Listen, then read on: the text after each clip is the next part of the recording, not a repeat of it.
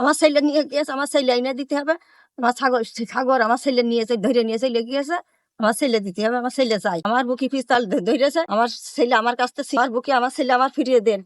আমার বুকে আমার ছেলে আমার এনে দিতে, আমার ছেলে কানে নিয়ে গেছে, আপনারা আমার ছেলে এনে দেন। সাগর মেম্বার, তারপরে আছে মানিক, সুজন, তারপরে আছে যে তুতা, তারপরে আছে যে ইডা শিপলু, তারপরে আছে জিল্লু, তারপরে জয়নদ্দি, তারপরে আছে যে সাগর মেম্বার, মুজিদ উনি ছিল, রানা ছিল।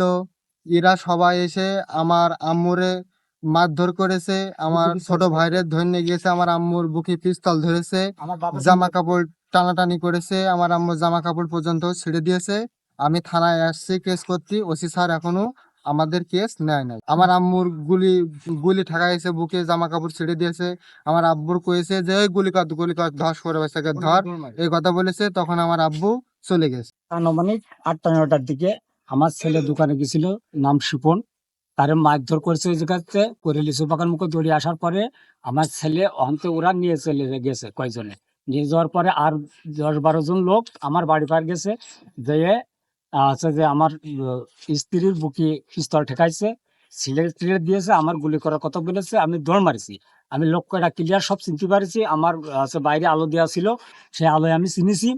আছে যে 1 নম্বরে সোহাগ এই কাজ করাছে আমলিকির উপজেলার, আছে যে উপজেলা চেয়ারম্যানিতে দাঁড়াইছিল সোহাগ, সাগর, আমলিকির পরিবার, জয়নদ্দি, তুতা, মানিক, সুজন, জিল্লু, রানা, মুজিব এবং আরো অনেকে, মানে 10-12 জন লোক আমার বাড়ি পারে এসে গুলি করতে গিয়েছে। আমার বাড়ি আলো টানাটানি করেছে, আমি দৌড় মারিছি। গুলি করার কথা শুনে আমি লোকটা আলো চিনে ফেলেছি। আজকের রাত আমার ছেলে খুঁজে পাচ্ছি না।